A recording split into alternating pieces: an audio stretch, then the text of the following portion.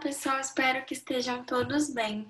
Eu me chamo Gabriela, sou acadêmica do curso de pós-graduação em Ciência e Tecnologia de Alimentos da Universidade Federal do Tocantins e vou falar um pouco a respeito do projeto de mestrado que eu venho desenvolvendo no Laboratório de Microbiologia Geral e Aplicada aqui da UFT Campus Palmas.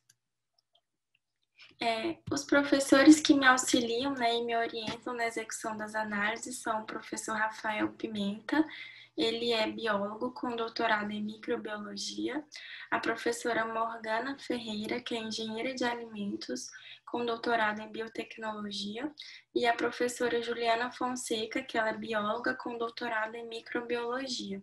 A linha de pesquisa do meu trabalho é a biotecnologia aplicada à indústria de alimentos, e o laboratório que eu atuo é o Laboratório de Microbiologia Geral e Aplicada, também conhecido pela sigla LMGA.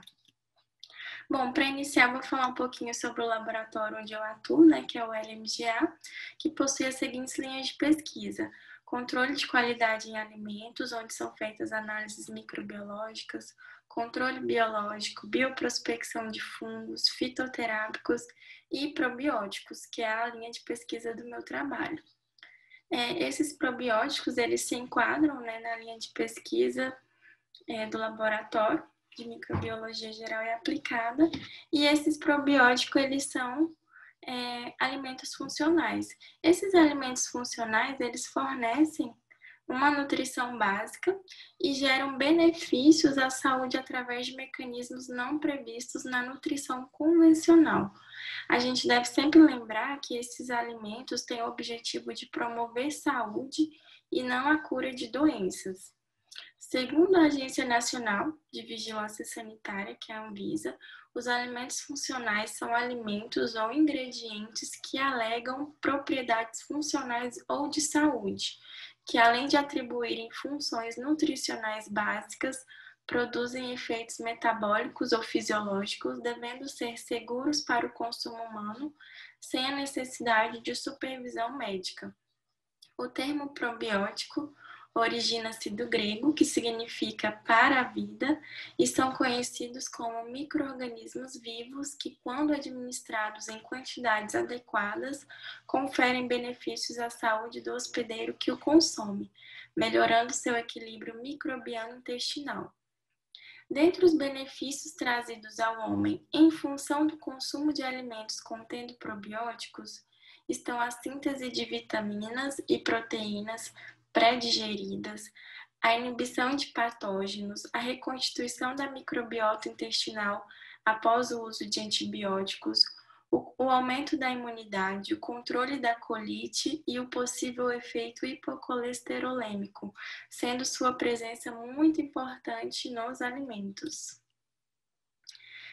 Os micro-organismos, para serem considerados probióticos, eles devem ser reconhecidos internacionalmente, eles devem resistirem à passagem por todo o trato gastrointestinal, que vai desde a boca até o intestino, para promoverem os seus benefícios. Para que isso aconteça, devem resistir ao suco gástrico e aos sais biliares e aderirem ao muco ou epitélio intestinal e ter viabilidade até o consumo final, além de comprovação in vivo e in vitro por doses reconhecidas. Existem alguns critérios listados na literatura que classificam os micro-organismos como probiótico. Esses critérios são: eles devem ser de origem humana, não podem ser patogênicos, e eles devem ser resistentes a todo processamento, eles devem ser estáveis e permanecerem viáveis após a exposição aos sucos digestivos, eles devem se aderir à célula epitelial, eles devem ser capazes de persistir em todo o trato gastrointestinal e eles devem ser capazes de influenciar a atividade metabólica local.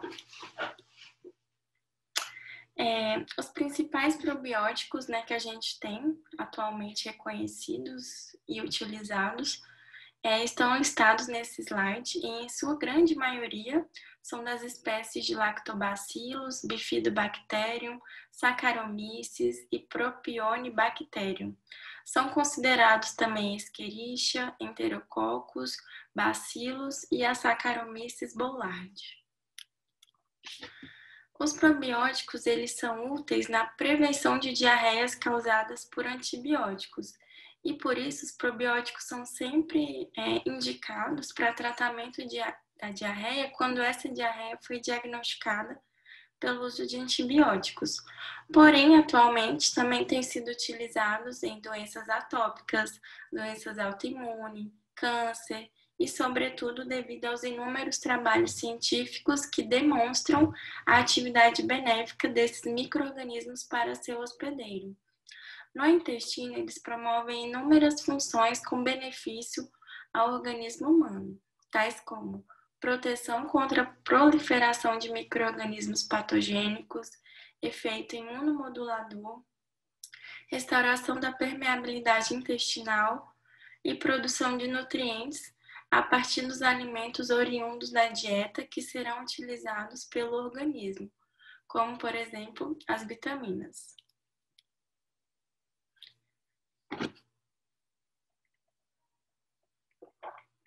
Das bactérias ácido-láticas mais estudadas, como probióticos, estão as do gênero Lactobacillus e Bifidobacterium.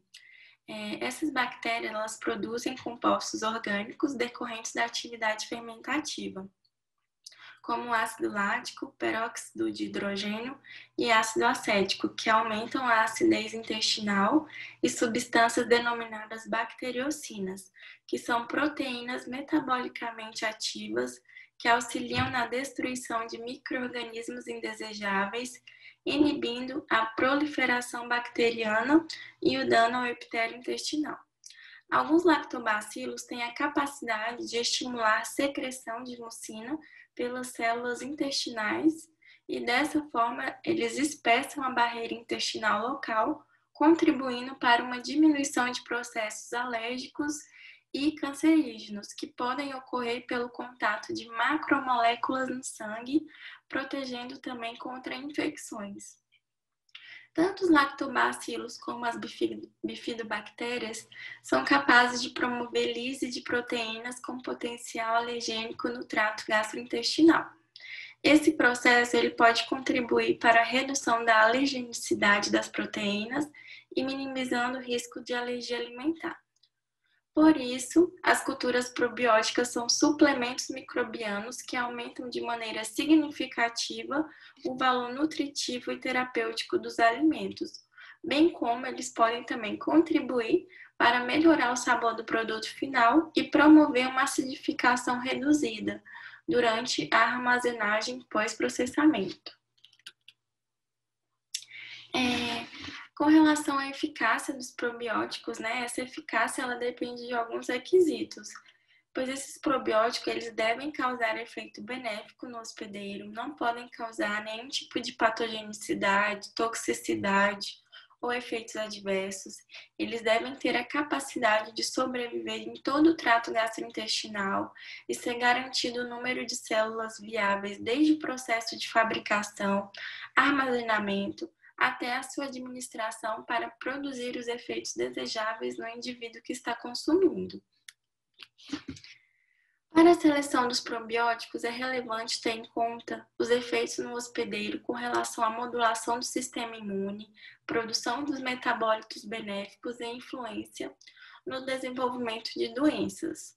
Além destes efeitos, a avaliação do potencial das cepas probióticas está sujeita a outros critérios, como, por exemplo, a tolerância ao estresse relacionada com as condições gastrointestinais desfavoráveis, a capacidade de adesão relacionada com a fixação no trato gastrointestinal, a atividade antimicrobiana associada à produção de metabólitos e competição com agentes patogênicos, a avaliação do perfil de segurança, como a produção de enterotoxinas e o risco de transferência de genes de resistência aos antibióticos, e os testes clínicos, né, para validar a segurança e a eficácia desses micro-organismos.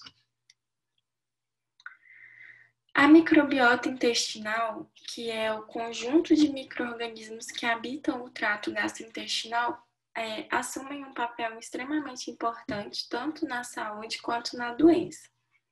As funções que desempenham para o desenvolvimento saudável, né, do hospedeiro têm bastante influência na resposta imune.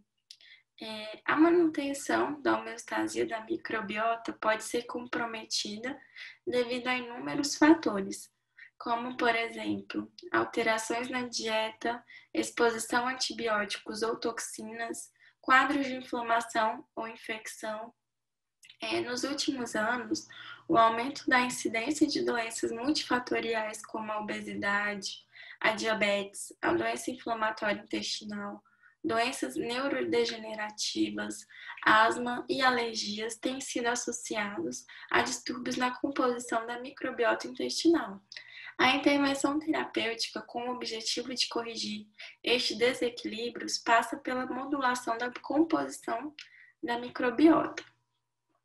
Os probióticos são uma ferramenta amplamente utilizada para a reposição e manutenção do equilíbrio da microbiota como consequência dos seus efeitos benéficos.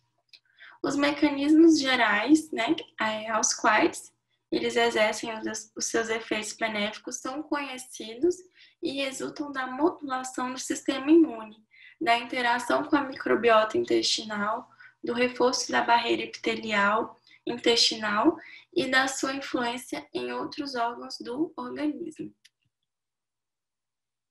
Os probióticos eles podem ser isolados de laticínios e produtos lácteos, do leite humano ou do trato gastrointestinal de humanos. No entanto, novas fontes de isolamento têm sido estudadas para evitar a utilização de produtos lácteos devido ao crescente número de pessoas intolerantes à lactose. Essas fontes de isolamento menos convencionais incluem alimentos fermentados, bebidas fermentadas, legumes ou frutos. Agora eu vou dar início a falar um pouquinho sobre o meu projeto que eu estou desenvolvendo no momento, que é o isolamento e microencapsulação de espécies de lactobacilos obtidos a partir da fermentação espontânea de frutos do bacupari. Inicialmente, o meu projeto ele faz parte de um projeto maior que é conhecido como PROCAD, que é o Programa Nacional de Cooperação Acadêmica na Amazônia, onde o objetivo geral é a bioprospecção de enzimas e probióticos a partir de frutos amazônicos para aplicação em alimentos. E o objetivo geral do meu projeto é explorar o potencial probiótico e biotecnológico de linhagens de espécies de lactobacilos isolados a partir da fermentação espontânea do fruto bacupari, bem como realizar a identificação molecular, seleção e microencapsulação dos micro-organismos selecionados. Os objetivos específicos foram isolar e identificar molecularmente as bactérias isoladas, avaliar e selecionar o potencial probiótico dessas bactérias, realizar a microencapsulação dessas bactérias e avaliar a viabilidade das microcápsulas elaboradas. Os materiais e métodos iniciou-se pela coleta dos frutos que vieram de uma cidade aqui do interior do Tocantins, chamada Aurora, onde esses frutos foram armazenados em uma caixa isotérmica e foram encaminhados para o UFT Palmas Tocantins para o LMGA. Após essa coleta dos frutos, esses frutos foram previamente higienizados, sanitizados, selecionados, onde os frutos que apresentavam algum tipo de podridão foram descartados e em seguida esses frutos foram deixados para fermentar espontaneamente. Em seguida eu realizei as caracterizações macromorfológicas, morfotintoriais e fisiológicas e comecei a avaliação do potencial probiótico. Na avaliação do potencial probiótico, eu realizei esses seguintes testes, que foi a resistência à temperatura de 37 graus, Antagonismo frente a bactérias patogênicas, que foram essas 4 patógenas: a Listeria monocytogenes, Escherichia coli, Staphylococcus aureus e Salmonella typhimurium. Além disso, eu realizei os testes de tolerância a diferentes valores de pH, resistência aos sais biliares e suscetibilidade a antibióticos. Com relação aos resultados, né, aqui a gente tem na figura 1 um exemplo de um micro-organismo isolado de frutos do bacupari, que é um bacilo gram positivo. Há diversos estudos que demonstraram o potencial de frutas que pode ser explorada por fermentação espontânea, como fonte de probióticos.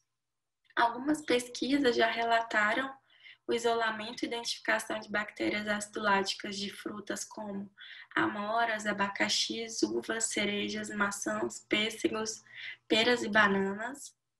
E eu tive inicialmente 97 isolados, e desses 97, 48 resistiram à temperatura de 37 graus.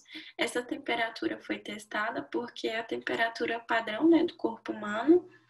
E dessas 48 bactérias, 18 demonstraram atividade antagonista frente àquelas bactérias patogênicas testadas. E dessas 18, 4 resistiram a diferentes valores de pH. E essas mesmas 4 bactérias também resistiram a sais biliares e resistiram aos antibióticos testados. As cepas selvagens necessitam suportar a concorrência de outros micro-organismos para sobreviverem, produzindo antimicrobianos tais como bacteriocinas e outros metabólitos como ácido lático, acético e propiônico, podendo servir como estratégia para ganharem vantagens e inibirem o desenvolvimento de micro-organismos concorrentes. Aqui nas figuras 3 e 4, a gente observa um exemplo de micro-organismo que inibiu as patógenas. Aqui na figura 3 foi a técnica de agar-spot test e na figura 4 foi a técnica de difusão em pulso. Com relação ao resultado das tolerâncias de diferentes valores de pH, todos os micro-organismos testados chegaram a uma concentração celular de 10 a sexta em todos os tempos e pHs testados, e essa característica garante os benefícios probióticos, pois os micro-organismos eles devem chegar ao intestino com uma concentração de células viáveis mínimas de 10 a sexta, para atuar como um probiótico no trato gastrointestinal e exercer seu efeito benéfico no organismo do hospedeiro. Aqui na figura 5 a gente tem a inoculação, né, realizada do micro-organismo através do equipamento Spiral Plater e em seguida a leitura no equipamento Flash Go. Aqui é o resultado referente aos sais biliares. Aqui nesse teste, as 4 bactérias testadas foram resistentes aos sais biliares e também se mantiveram na concentração celular de 10 a sexta. E aqui na figura 6 a gente também tem o inóculo em espiral, que foi inoculado através do equipamento Spiral Plater, e a leitura no Flash Go. Existe grande interesse na utilização dessas bactérias em alimentos e como suplementação da microbiota humana, pois podem inibir diversos micro-organismos patogênicos e deteriorantes. Aqui a gente tem o resultado de suscetibilidade a antibióticos, onde essas 4 bactérias foram submetidas ao teste, e dessas 4, as bactérias 20 e 61 foram resistentes a todos os antibióticos testados. Aqui na figura 7 a gente tem um exemplo, né, de um micro-organismo que foi resistente a esses antibióticos testados. A gente vê o halo, né, de inibição formado. Inicialmente foram isolados 97 micro-organismos do fruto bacupari, e ao qual se dividiram em 8 morfotipos, o que demonstra uma considerável diversidade na microbiota do fruto amazônico bacupari.